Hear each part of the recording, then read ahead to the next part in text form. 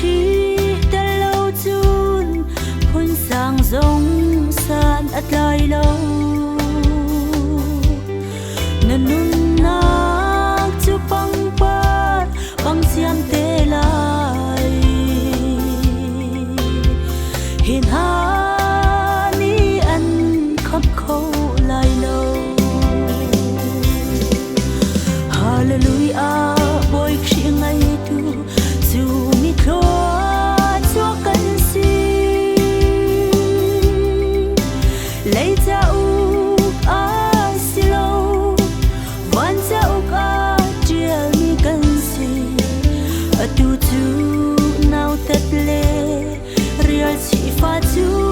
sim ban ning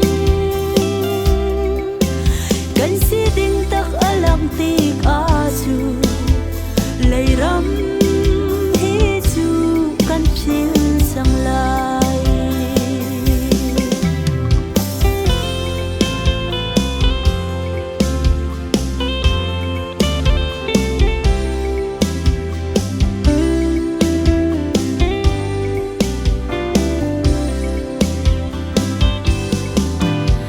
hi vô lấy tu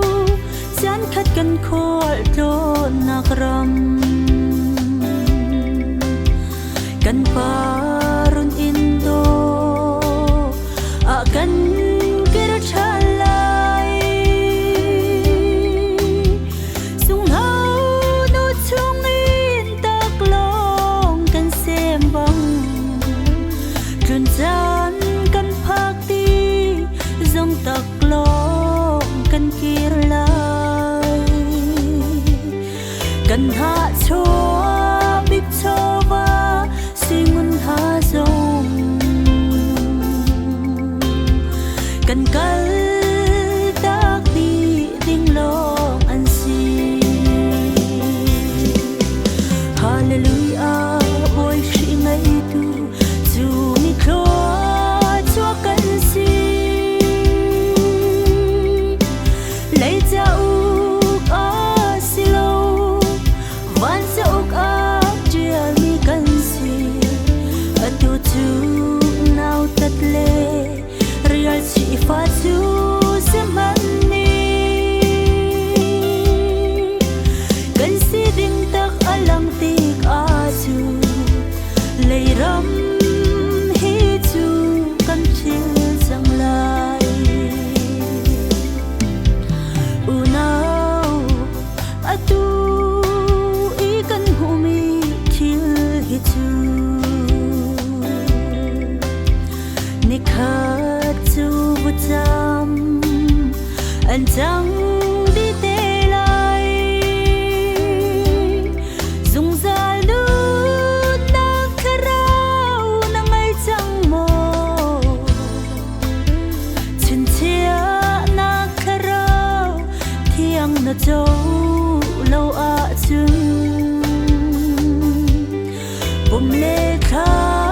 rau chan chan a phak dik a ifiang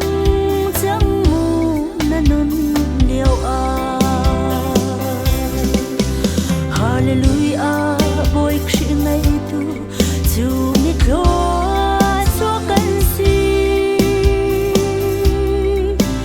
lấy ra u a si lâu van ra u a chia mi cần si a tu tu